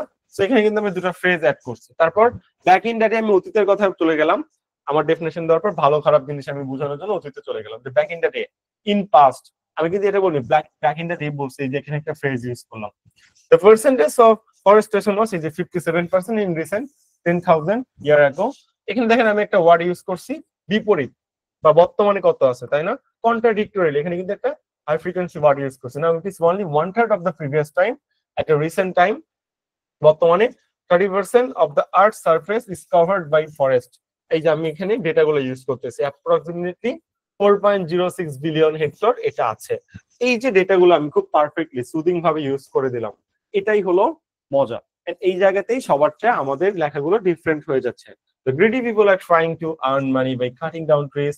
তারপর I wish they could taste their own medicine। taste their own medicine মানে কি, তারা যদি তাদের কৃতকর্মের ফল ভোগ করতো, they didn't cut trees never and never, তাহলে তারা কখনোই কি করতো না, গাছপালা কাটতো না। এই যে দিন লিখছি মানে অতীতে আর গাছপালা কাটতো না, এটা যদি তারা ভোগ করতে। এবং আই উইশ দ্বারা জিনিসটা অতীতের বাক্য বোঝানোর জন্য আই উইশ ইউজ করা হয়েছে, তারপর পাস্ট ফর্ম ইউজ করা হয়েছে। Actually there is no merits of cutting trees, এই যে ভালো খারাপ জিনিস আমরা বুঝাইতে হবে। Rather a great number of problems are being created by this hatred task. এখানে একটা হাই ফ্রিকোয়েন্সি ওয়ার্ড ইউজ করছি, এই জঘন্য কাজের মাধ্যমে আরো সমস্যা সৃষ্টি হয়। টু ওভারকাম আর রিডিউস দিস প্রবলেম। তারপর আমরা এখানে একটা অ্যাপোজিশন ইউজ করছি, উই। আমাদের সম্পর্কে এক্সট্রা তথ্য, আমরা কারা, the people all over the world. একজন সচেতনশীল নাগরিক হিসেবে আপনার আগে আগায় আসতে হবে। People of the world must move heaven and earth. Move heaven and earth মানে কি, কঠোর পরিশ্রম করা, এন্ড আওয়ার দ্য পিপল, মানুষকে সচেতন করা। অ্যানালোগাসলি মানে হলো একই সাথে, বাই স্পন্টানিয়াসলি যেটাকে আসলে বলতেছি, অ্যানালোগাসলি গভর্নমেন্ট। এবার গভর্নমেন্টের কি করা উচিত, আমরা সুপারিশ দিব। Government have to burn the midnight oil. গভর্নমেন্টেরও অনেক কঠোর পরিশ্রম করতে হবে। To hit the nail over the head, মানে মেইন যে গাছপালা কাটার বিষয়ে ব্যাকগ্রাউন্ড, সেই ব্যাকগ্রাউন্ডে আঘাত করার জন্য। Of the burning problem, burning problem মানে কঠোর সমস্যা বা ভয়ানক সমস্যা, এই ভয়ানক সমস্যাটার মেইন পয়েন্ট আঘাত করার জন্য। আঘাত করে কি করার জন্য, to keep its next down. Keep it next down মানে হলো এই প্রবলেমটা কি করার জন্য, এই প্রবলেমটা সমাধান করা বা রোধ করা। এই লাইনে আমি 5টা একটা হাই ফ্রিকোয়েন্সি ওয়ার্ড ইউজ করছি এবং 4টে ইডোমেন ফ্রেজ অ্যাড করছি। Burn the midnight oil, hit the nail over the head, burning problem, তারপর কিপ ইটস নেক্সট ডাউন। এরকম তুমি যত বেশি ইউজ করতে পারবে ইডোমেন ফ্রেজ, তত বেশি মার্ক পাবা। ভাবতে পারো এটা খুব কঠিন, কঠিন না। নিজে একবার চেষ্টা করে দেখো। চেষ্টা করার আগে আমি যেই ভোক্যাব ইডোমেন ফ্রেজ দিয়েছি এগুলো মুখস্থ করবা, মুখস্থ করার পর চেষ্টা করবা, দেখবো অটোমেটিক্যালি হয়ে যাইতেছে। তুমি যে প্যারাগ্রাফ গুলো আগে ওইভাবে লিখছিলা, এই প্যারাগ্রাফ গুলো এখন এগুলো প্রতিদিন 10 মিনিট টাইম নিয়ে 3টা করে লেখো, দেখো কিরকম হয়ে যায়। On the whole we are sure this surely a great plan against the clock to us। এই যে against the clock to us মানে নির্দিষ্ট সময়ের আগে এগুলো শেষ করতে হবে। planting more and more trees for our healthier, happier and better life in the nick time। এই মূল সময় এসে আমাদের উচিত প্রচুর পরিমাণে গাছপালা লাগানো। তো আপনিও প্যারাগ্রাফ লিখছিলেন, আমিও লিখছিলাম, আপনারা আমার মধ্যে ডিফারেন্স এখানেই। ডিফারেন্সটা আমরা এখানেই ক্রিয়েট করলাম যে আমাদের প্যারাগ্রাফের একটা সিনট্যাক্স আছে, আমাদের একটা উদ্দেশ্য আছে। আমরা আলতু ফালতু কোনো কিছু লিখে ফেলিনি। আমরা জানি কোন ভোক্যাব অ্যাড করবো, আমরা জানি একটা প্যারাগ্রাফের মরফিম কেমন হবে, সেভাবে যেই জিনিস আমাদের মাথার মধ্যে আছে সেটা আমরা ডিফারেন্ট ভাবে এখানে প্রেজেন্ট করছি। একটু পরিশ্রম করে চ্যাটজিপিটি থেকে আমরা ডেটাগুলো বের করে নিছি, বের করে নিয়ে সুন্দর মতো নিজের মতো করে বসাই দিছি। এখানে খুব আহামরি কঠিন ওয়ার্ড ইউজ করা হয়নি, নর্মাল জিনিসই ইউজ করা হয়েছে। এখন ভাবতে পারেন যে ভাইয়া শুধু ডিফরেস্টেশন একটা লেখাই যায়, এটা কোনো একটা বড় ব্যাপার হলো একটা প্যারাগ্রাফ লেখা? একটা তো মানুষ সবাই লিখতে পারে, আরো 2-3টা একটু দেখান, তোমার মাথার মধ্যে কোশ্চেন আসতে পারে। আমি স্টুডেন্ট থাকলে আমার মাথার মধ্যে তো এই কোশ্চেন আসতো, কিরে ভাই একটা লিখে হয়ে গেল, আর কোনো কিছু নাই। আচ্ছা চলো আমরা তাহলে আরো 2-1টা একটু দেখানোর চেষ্টা করি। আমাদের যে জুলাই মুভমেন্টটা হইলো, তাই না? জুলাই মুভমেন্ট আসার মধ্যে একটা প্যারাগ্রাফ ছিল না ঢাবিতে, কিন্তু আসেনি, আফসোস। এখন না আসলেও কি, আমরা জুলাই মুভমেন্ট নিয়ে একটা প্যারাগ্রাফ লিখছিলাম, ওকে, একটু ডিফারেন্ট ভাবে আমাদের মতো করে। দেখি চলেন সেটা কেমন ছিল, এটা একটু দেখে ফেলি। এবার আমরা জুলাই মুভমেন্ট নিয়ে কথা বলবো, ওকে। আমরা একটু জুম আউট করি জিনিসটাকে, ওকে। উড়ে গেল কেন? আচ্ছা, জুলাই মুভমেন্ট আবার বের করি, একটু দাঁড়ান। তো এটা পরিপূর্ণতা আসার জন্য ওয়েট করব। ওকে, এটা আমরা একটা প্যারাগ্রাফ আমাদের জুলাই মুভমেন্টের জন্য, আমাদের স্টুডেন্টের জন্য। ওকে, যারা গতবার আসলে এইচএসসি দিছিল বা অ্যাডমিশন দিছিল। এখন আপনার ভাগ্যে থাকলে হুট করে কিন্তু জুলাই মুভমেন্ট আপনার চলে আসতেও পারে। আসবে কিনা আমরা জানি না, আমরা লেখার বান্দা লিখছিলাম। ওকে, অবশ্যই আমাদের একটা ডিফারেন্সিয়েশন আনতে হবে, নর্মালের মতো করে লিখলে হবে না। আমরা আমাদের সিনট্যাক্স সবসময়ের জন্য ফলো করব, এটা হলো আমাদের মেইন উদ্দেশ্য। ওকে, এটা আমি লিখছিলাম আর কি প্রয়োজনে। চলেন দেখি কি জুলাই মুভমেন্ট বা ইন্ডিপেন্ডেন্স 1.0 ইন বাংলাদেশ। প্রথমত টাইটেল দিতে হবে, টাইটেল গুলো সবসময় ইউনিক হইতে হয়। এটাকে ইন্ডিপেন্ডেন্স 1.0 না দিয়ে কিন্তু আমরা 2.0 দিতে পারতাম, তাই না? কেন 2.0? কারণ এটাকে আমরা প্রথম ইন্ডিপেন্ডেন্স তো 1971 ছিল। দ্য স্টুডেন্ট পিপলস আপরাইজিং, জনোচ্ছ্বাস, তারপর ভোকাব মানে একটা ফ্রেজ ইউজ করছে, কিপিং ইট নেক্সট আপ। এই জুলাই মুভমেন্টটাকে কি করছে? উচ্ছ্বাসিত করছে। ফ্রম দা, ওই থেকে quota reform movement, July movement হয়েছে, দিলাম। তারপর এই জিনিসটা কি, আমি কিন্তু এটা কি দিছি, এটাকে আমরা বললাম অ্যাপোজিশন। স্টুডেন্টস পিপল আপরাইজিং কিভাবে হয়েছে? Keeping its next up from quota reform movement is a significant pro-democratic movement that lead to keeping Prime Minister Sheikh Hasina's neck down and devastated from Bangladesh, departed from Bangladesh, Bangladesh থেকে বিতাড়িত করা হয়েছে কোথায়? To India on August 5, 2024, right? In June 2024। এটা আমরা প্রথমে তফাৎ দিলাম যে জুলাই মুভমেন্ট জিনিসটা আসলে কি ছিল, এক কথায় প্রকাশ করলাম। In June 2024 the anti discrimination student movement কি হয়েছে? Following the Bangladesh Supreme Court's invalidation of government's 2018 circular regarding job quotas in the public sector has been initiated. কিভাবে শুরু হয়েছিল অ্যান্টি ডিসক্রিমিনেশন স্টুডেন্টের বিরুদ্ধে যে বৈষম্য, কিভাবে শুরু হয়েছিল? 2018 সালের যে কোটার ক্ষেত্রে পাবলিক সেক্টরে যে রায়টা ছিল, সেই রায়টা বাতিল করে দিছিল। বাতিল করে দিয়ে 40% কোটা ঢুকাই দিছিল বিসিএস এ। এই কোটার কারণে কি হইলো? এই মুভমেন্টটা শুরু হয়েছিল। আমি আমার সংজ্ঞাটা যে লিখলাম কেন হয়েছে সেটা এখানে ব্যাখ্যা দিতেছি। দ্য গভর্নমেন্ট রাশ কি করছিল? গভর্নমেন্ট রাশ সাপ্রেশন অফ প্রোটেস্টরদের দমায় রাখতে চাইছিল, including the tragic event known as the July massacre, মানে জুলাই যে গণহত্যা, জুলাই ম্যাসকার, এটাকে আসলে বোঝানো হচ্ছে ইন্টেন্সিফাইড পাবলিক ডিসেন্ট, মানে জনগণের যেই পাওয়া বা অধিকার, সেই অধিকার কি করা হচ্ছিল? লঙ্ঘন করা হচ্ছিল এবং অনেক সাপ্রেস করা হচ্ছিল, মানুষকে বৈষম্যের দিকে সাপ্রেস করে রাখা হচ্ছিল বা দমায় রাখা হচ্ছিল। ওটা লেখার চেষ্টা করলাম। কি হয়েছিল একটা আমরা ডিসক্রিপশন দিব। Earlier the movement had involve into a mass uprising. তারপর কিভাবে জিনিসটা শুরু হলো? Abu Sayed, student of Begum Rokeya University, সেখানে আমি এক্সট্রা একটা তথ্য দিলাম, সেটা হলো তার জন্ম 2001-এ এবং মৃত্যু কত? 16 জুলাই 2024-এ। এই যে ডিফারেন্সিয়েশন একটা তথ্য দিলাম, এই তথ্য দেখতে কিন্তু একটা ইউনিকনেস লাগতেছে, রাইট? এই জন্য মার্ক বেশি পাওয়া সম্ভব। First martyr of July movement has been murdered by Bangladeshi police which caused an army for Bangladeshi citizens causes কি হয়েছে? 9 points কোটা মুভমেন্ট টার্ন ইনটু 1 পয়েন্ট। আমি টোটাল এক লাইনের মাধ্যমে সব বুঝাই দেওয়ার চেষ্টা করলাম। এখান থেকে শুরু করে এখান পর্যন্ত আমাদের কিন্তু একটা লাইন, দেখেন কত বড় একটা লাইন, কিভাবে হইলো? সেইভাবে যত আপনি প্যাচাবেন লাইনগুলো না, তত বেশি মার্ক পাওয়া যায়, তারা তত খুশি হয়। আগস্ট মাসে মুভমেন্ট যখন শুরু হলো, আবু সাইদ রোকেয়া ভার্সিটি স্টুডেন্ট, তাকে মৃত্যুবরণ যখন মেরে ফেলা হইলো, পুলিশের দ্বারা মার্ডার হইলো, এই জিনিসটা আমাদের জন্য অনেক বেশি এক্সপেন্সিভ বা ইম্পর্টেন্ট ছিল, cost and arm and leg for Bangladeshi citizen. এই জন্য কি হইলো? 9 পয়েন্ট কোটা মুভমেন্ট, যে 9 দফা, সেটা 1 পয়েন্ট, এক দফায় পরিণত হয়ে গেল। In the nick time the Bangladeshi student and people have move heaven and earth through thick and thin. এবং এখানে আমি কয়টা ভোকাব ইউজ করছি দেখেন। ইন দ্য নিক টাইম, এই সময় কি হলো? Bangladeshi student and people have move heaven and earth, মানে কঠোর পরিশ্রম করছিল। থ্রো থিক এন্ড থিন মানে হলো ভালো খারাপের মধ্যে দিয়ে। To hit the nail on the, to hit the nail মানে মেইন পয়েন্টে আঘাত করা, কোথায়?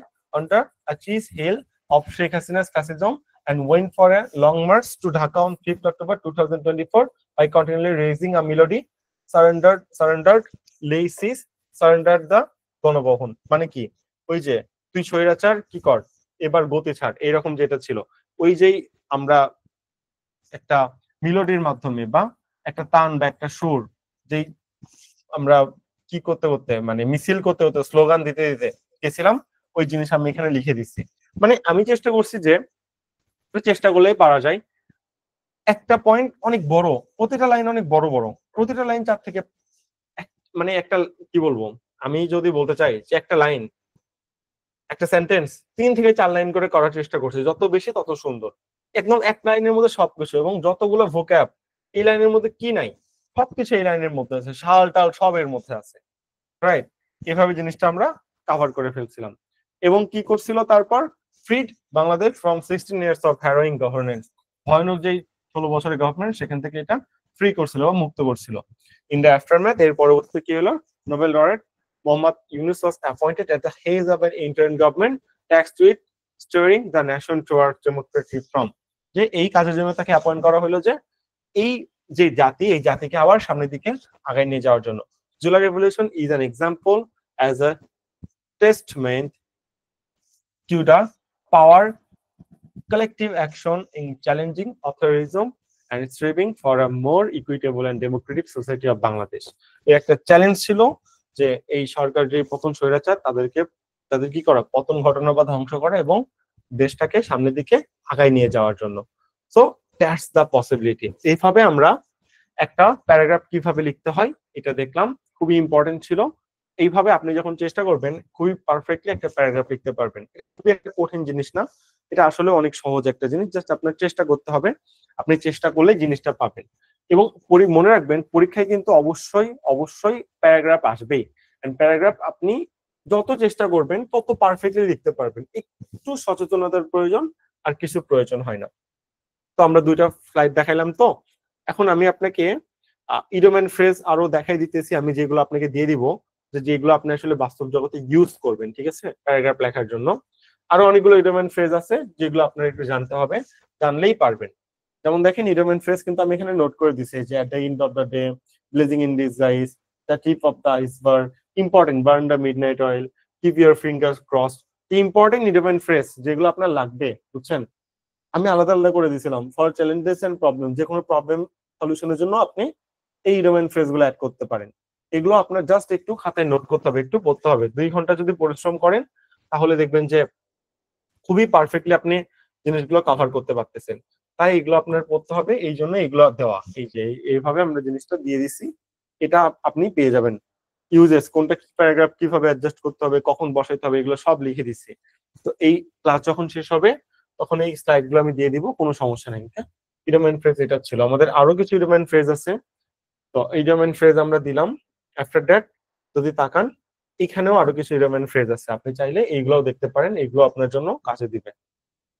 এই যে এগুলো আমরা মানে সেমটাই আর কি, যেটা এখন দেখাইলাম। And the last, high frequency ওয়ার্ডের জন্য আপনি কি করবেন, আপনি কোথায় পাবেন হাই ফ্রিকোয়েন্সি ওয়ার্ডের জন্য? আমাদের কাছে পিডিএফ আছে। এই পিডিএফ এর মধ্যে 300 থেকে 400টার মতো হাই ফ্রিকোয়েন্সি ওয়ার্ড আছে। আপনি কি করবেন, এখান থেকে যেগুলো ইম্পর্টেন্ট মনে হয়, যেগুলো আপনি বাস্তব জীবনে ইউজ করার মতো, এগুলো খাতায় নোট করবেন, নোট করে মুখস্থ করে ফেলবেন। মুখস্থ করে এগুলো আপনি বাস্তব জীবনে ইউজ করবেন, তাহলেই আপনার হয়ে যাচ্ছে। যেমন ধরেন, অনেকগুলো ওয়ার্ড আমি কয়েকটা দেখাই দিই, আপনার জন্য ভালো হবে। হয়তো দেখতে পাচ্ছেন, এবেট কমানো, এভারেন্ট অস্বাভাবিক, হ্যাবিয়েন্স মুলতবি করা, অ্যাবসকর্ড আত্মগোপন করা, অ্যাবস্টেমিয়াস সংযমী, অ্যাডমস হুঁশিয়ারি করা, অ্যাডাল্টারেট তারপরে ভেজাল মিশানো, রাইট, অ্যাস্থেটিক, এক্সাজারেট, এই যে ইম্পর্টেন্ট, অ্যালিভিয়েট, অ্যালাক্ট্রিটি, এই যে ওয়ার্ডগুলো আর কি আছে, হ্যাঁ, অ্যাম্বিগাস, অ্যামেলিওরেট মানে উন্নতি করা, অ্যামেলিওরেট মানে উৎপন্ন করা, প্রসপার মানে উন্নতি করা। তো আপনি ভাবলেন, চিন্তা করলেন, ঠিক আছে, প্রসপারিং মানে তো উন্নতি করে, অ্যামেলিওরেটিং মানে তো উন্নতি করা, তাহলে আমি এখন থেকে প্রসপারিটি ওয়ার্ডটা ইউজ করবো না। এটার পরিবর্তে আমরা এই যে অ্যামেলিওরেট এই ওয়ার্ডটা ইউজ করি। এই ওয়ার্ডটা ইউজ করলে আমি বেশি মার্ক পাইতেছি। এভাবে একটু নিজের মাথাকে বুঝায়া তারপরে সিনোনিম মানেও সদৃশ, আবার অ্যানালগাস মানেও সদৃশ, একটু নিজেকে বুঝান। অ্যানার্কি, অ্যাপাথি, অ্যান্টিপ্যাথি, অ্যানামোলাস, এই যে ইম্পর্টেন্ট, এখানে 350 থেকে 400টার মতো ওয়ার্ড আছে। এই 400টা ওয়ার্ডের মধ্যে জাস্ট 50টা ওয়ার্ড যেগুলো আপনি বাস্তব জীবনে ইউজ করেন, খাতায় নোট ডাউন করে টুকে মুখস্থ করে নেন। তখন দেখবেন ভবিষ্যতে আপনি যখনই লিখতেছেন সবার চেয়ে আপনার লেখাগুলো একটু আলাদা হইতেছে। তাহলে একটা প্যারাগ্রাফের মধ্যে কি কি থাকা উচিত, প্যারাগ্রাফের বডি কেমন হওয়া উচিত, তারপর যেই ভোক্যাব গুলা প্রয়োজন এখানে দেখাইলাম, যে ইডিয়ম এন্ড ফ্রেজ গুলা প্রয়োজন, যে ডেটা গুলা প্রয়োজন কই থেকে পাবেন চ্যাটজিপিটি থেকে, এটা আমি দেখাইলাম। তারপর প্যারাগ্রাফ কিভাবে মডিফাই করবেন, একটা পারফেক্ট প্যারাগ্রাফ কিভাবে লিখতে হয়, এভাবে আমরা 2 থেকে 3টা প্যারাগ্রাফ সুন্দর মতো লিখে বা দেখাই দিলাম। আপনার এখন যা করতে হবে, এখন জাস্ট নিজের প্র্যাকটিস করতে হবে এই জিনিসগুলো। জাস্ট একটা জিনিস মাথায় রাখবেন, আমি যত সহজে বললাম, আমি কিন্তু এত সহজে আয়ত্ত করে নাই। আমার অনেক টাইম লাগছে, মানে অনেক টাইম লাগছে। 1 দিন 2 দিন পারি নাই, চেষ্টা করছি, করতে করতে করতে করতে আমি এত দূর পর্যন্ত আসছি। তো আপনি যে একদিনে পারবেন এটা কখনোই চিন্তা করবেন না। আপনার চিন্তা থাকবে আমি চেষ্টা করার মালিক, আমি চেষ্টা করে যাব, চেষ্টা করতে থাকবো, কোনো কিছু না বুঝলে ভাইকে জিজ্ঞাসা করবো। এটা হলো আপনার মেইন টার্গেট থাকবে। আর এই মেইন টার্গেট দিয়ে যদি আপনি সামনের দিকে আগাই যান, ইনশাল্লাহ আপনাকে পরাজিত করা খুবই কষ্টকর ব্যাপার হবে, আপনি টপ করতে পারবেনই। আমি যতটুকু দেখাইলাম এর 50% যদি আপনি পরীক্ষা লিখতে পারেন, তারপর অনুরোধ হচ্ছে আপনার লেখাটা ইউনিক হবে। আর ইউনিক হলে তখন আপনি ফুল মার্ক পেয়ে যাবেন। মিনিমাম 10-এর মধ্যে 9 বা 9.5 বা 8.5 তো পাবেনই। কিন্তু এতদিন আপনি যেভাবে প্যারাগ্রাফ লিখতেন, একটা স্ট্রাকচার বারবার দেয়ার ইজ হ্যান ত্যান, এভাবে লিখলে ভাই হবে না। এটা কিন্তু কখনোই লেখার নিয়ম না, এটা মাথায় রাখতে হবে। আর এটা একদম জিনিস দেখাই দিই আপনাকে, একটু প্যারাগ্রাফ কেমন হওয়া উচিত, এটা আপনার কাজে লাগবে। আর জুম হবে কিনা আমি আসলে জানি না। আচ্ছা, ধরলাম যে এইটাই, ওকে, এটা আমার একটা সাদা কাগজ, আপনি প্যারাগ্রাফ শুরু করলেন, ওকে, এটা আপনার একটা সাদা কাগজ, এই পৃষ্ঠায় আপনি প্যারাগ্রাফ লিখবেন। এটা একটা পৃষ্ঠা, প্রথমে কি করবেন, মার্জিন টানবেন, দেন মার্জিন দেন। যদি একটা পৃষ্ঠা হয় তো মার্জিন তো এরকম হয়, তাই না? হলো, এখান থেকে আপনি ডিফরেস্টেশন সাপোজ প্যারাগ্রাফ দিলেন, ওকে। তার আচ্ছা, আগে এটা না, দেখেন এই এই জিনিসটা কেউ করবে না যেখানে আপনি সবার চেয়ে ইউনিক হবেন। আপনি এবার এখানে লিখবেন answer to the question number 1 বা হ্যান ত্যান লিখছেন। তারপর লিখবেন যে now I am writing a paragraph, writing a paragraph কি ব্যাপারে, অ্যাবাউট ডিফরেস্টেশন লিখলেন। লেখার পর এখানে টাইটেল দিবেন যে ডিফরেস্টেশন বা হ্যান ত্যান, ওকে, এটা লিখবেন। এবং এখানে লিখবেন প্যারাগ্রাফ, এখানে লিখলেন হলো প্যারাগ্রাফ। লেখার পর এখানে টাইটেল দিলেন। তারপর এই যে এখান থেকে প্যারাগ্রাফ লেখা শুরু, চলতেছে চলতেছে চলবে, এক প্যারাই চলবে, ওকে। কোথায় দিয়ে শেষ হবে আমি যদি দেখাই, প্যারাগ্রাফ সবসময় শেষ করবেন হলো এই যে এখানে দেখেন, লাস্টের লাইন হবে এই মাঝ বরাবর শেষ হবে, হয় মাঝ বরাবর শেষ হবে অথবা লাস্টের 70% যে শেষ হবে, এখানে একটা ফুল স্টপ। এটা হলো প্যারাগ্রাফ লেখার নিয়ম। আমি এই জিনিসগুলো আমার বোর্ড পরীক্ষায় মেইনটেইন করতাম। 9-10 সব টাইমে আমি ক্লাস টপার ছিলাম, আমার রোল 1 বা 2 ছিল। কেন? এই জিনিসগুলো আমার সিক্রেট ছিল, যেটা অন্যরা আসলে করতো না। Answer to the question number এত, একটা headline, now I am writing a paragraph dot dot হ্যান দেন, তারপর এখানে দিলেন হলো প্যারাগ্রাফ, তারপরে এখানে কোলন চিহ্ন দিলেন, টাইটেল দিলেন, দেওয়ার পরে এখান থেকে লেখা শুরু করলেন এই পর্যন্ত। তো খাতা তো 2 রকম হয়ে থাকে, লেফট পেজ আর রাইট পেজ। এটাকে আমরা তো লেফট পেজ ধরতেছি, তাই না? আর এটা রাইট পেজ ধরতেছি। যদি মনে করেন আপনি 2 পৃষ্ঠা লিখবেন, তাহলে এখানে এরকম ভাক্কা টাক্কা করার পর এখানে টাইটেল দিয়া এখান থেকে লেখা শুরু করবেন, একটানা চলবে চলবে চলে চলতে চলতে চলতে এখানে এই যে এই অংশে যে শেষ হবে 30%, পুরোপুরি না তো, ধরেন এটা পেসের যদি 100% হয় 75% শেষ হবে। সবসময় চেষ্টা করবেন 75% শেষ করার, তাহলে বেশি মার্ক পাবেন। আর আমার পরামর্শ থাকলো যে আমি যেভাবে শিখাইছি এভাবে যদি ছোট্ট করে আপনি লেখেন, প্যারাগ্রাফ যদি 15 লাইন হয়, হ্যাঁ, এত বেশি মার্ক পাবেন। 1 পৃষ্ঠায় দেখেন কতটা সুন্দর লাগতেছে, টাইটেল দিছেন, হেডলাইন দিছেন এবং সুন্দর ডেটা দিয়ে একদম পারফেক্টলি এখানে কভার করে ফেলছেন, দেখবেন যে আপনি বেশি মার্ক পেয়ে যাইতেছেন। এটা হলো প্যারাগ্রাফ লেখার এক্সাক্ট কালচার, এইভাবে প্যারাগ্রাফ লেখা উচিত। এই জন্য বলছিলাম এই ক্লাসটা অনেক বেশি স্পেশাল, এবং এইচএসসি কে এটা ডেডিকেট করে বানানো, এবং এসএমএস এটা আপনার ঢাবির জন্য কার্যকর হবে। ঢাবিতে যখন আপনি প্যারাগ্রাফ লিখবেন, যে কোনো রিটেন পরীক্ষা দিবেন, এই থিওরিটা মেইনটেইন করলে আপনি সবসময় টপ মার্ক পাবেন। এর চেয়ে আসলে বেশি মার্ক পাওয়ার আর কোনো থিওরি আসলে নাই। এই পর্যন্ত 4 থেকে 5 বছর ধরে আমরা যতগুলো ব্যাচ পড়াইছি, ঢাবিতে যত বেশি চান্স পাইছে সবগুলো প্যারাগ্রাফে হাইস্ট মার্ক। প্যারাগ্রাফে হাইস্ট মার্ক হওয়ার একটাই কারণ যে এই থিওরিটা মেইনটেইন করা হয়েছে। তো আজকের ক্লাসটা এতটুকুই। আমরা আশা করব যে এই স্লাইডগুলো দেওয়ার পর আপনি জিনিসগুলো দেখবেন, বুঝবেন, চেষ্টা করবেন, একটু নিজের দিক থেকে ইনিশিয়েটিভ নিয়ে আগায় আসবেন। এখন এইচএসসি বলে হেলা করে লাভ নাই, কয়েকদিন পর অ্যাডমিশনে আপনার এই জিনিসটা লাগবেই। তো যে জিনিস আপনার অ্যাডমিশনে লাগবে তখন কষ্ট পাওয়ার চেয়ে এখন একটু কষ্ট করে যদি 20টা প্যারাগ্রাফ মডিফাই করে ফেলেন, 20টার মধ্যে এইচএসসি কমন চলে আসলো। আর ঢাবিতে যদি 20টা মডিফাই করতে পারেন, ঢাবিতে আপনি বানাই বানাই লিখতে পারবেন। আর একটা জিনিস ঢাবির জন্য একটি ইম্পর্টেন্ট ফ্যাক্টর দেখাই দিই, এটা হলো যে আপনি হয়তো এইচএসসি তে প্যারাগ্রাফটা 20 মিনিটেও লিখতে পারেন, 15 মিনিটেও লিখতে পারেন, অন্যদিকে টাইম কাভার হয়ে যাবে। বাট মাথায় রাখবেন, ঢাবিতে প্যারাগ্রাফ লেখার টাইম কত? 10 মিনিট। 10 মিনিটে আপনি যতটুকু পারেন ততটুকুই। 10 মিনিটের চেয়ে 1 সেকেন্ডও বেশি লেখা যাবে না, 1 সেকেন্ড কমও লেখা যাবে না। 10 মিনিটে আপনি যতটুকু লিখতে পারেন ততটুকুই। 10 মিনিটে মানে ঢাবিতে লিখতে পারবে সবাই, টাইম যেহেতু কম, এই জন্য টাইমের বিপরীতে ফাইট করতে হয়, walking against the clock, right? এই জন্য 10 মিনিটে আপনি যতটুকু পারবেন ততটুকুই বেটার। আপনি বাসায় 9 মিনিটে প্যারাগ্রাফ লিখবেন, 9 মিনিটে যতটুকু পারেন। বারবার লিখতে লিখতে লিখতে লিখতে যখন অনেক এক্সপার্ট হয়ে যাবেন, তখন দেখবেন 10 মিনিটে একটা পারফেক্ট প্যারাগ্রাফ লিখতে পারতেছেন, রাইট? এভাবে একটা প্যারাগ্রাফ আসলে লিখতে হয়। সো আশা করি আমরা বুঝতে পারছি। আজকের ক্লাসটা মোটামুটি এতটুকুই ছিল। ইনশাআল্লাহ নেক্সট ক্লাসে আবার দেখা হবে। এইচএসসি এর জন্য একটা পারফেক্ট প্রিপারেশন নেন, এইচএসসি তে টপ করেন, এটাই আমরা চাই। তাহলে অ্যাডমিশন অটোমেটিক্যালি টপ হয়ে যাবে। এইচএসসি আর অ্যাডমিশন ডিফারেন্ট কিছু না। এইচএসসির ভিত্তি থেকেই অ্যাডমিশনে মানুষ টপ করে। তাই এইচএসসি থেকে আমরা অ্যাডমিশনের বেসিক গুলো দেওয়ার পাশাপাশি দুটো একত্রে কভার করতেছি, যাতে পরবর্তীতে আমাদের জন্য উপকার হয়, কোনো রকম ক্ষতির কারণ না হয়ে দাঁড়ায়। আজকের ক্লাস এতটুকুই। আমরা ক্লাস রেকর্ডিং এখানে স্টপ করলাম। ইনশাআল্লাহ পরবর্তীতে আবার দেখা হবে। আসসালামু আলাইকুম।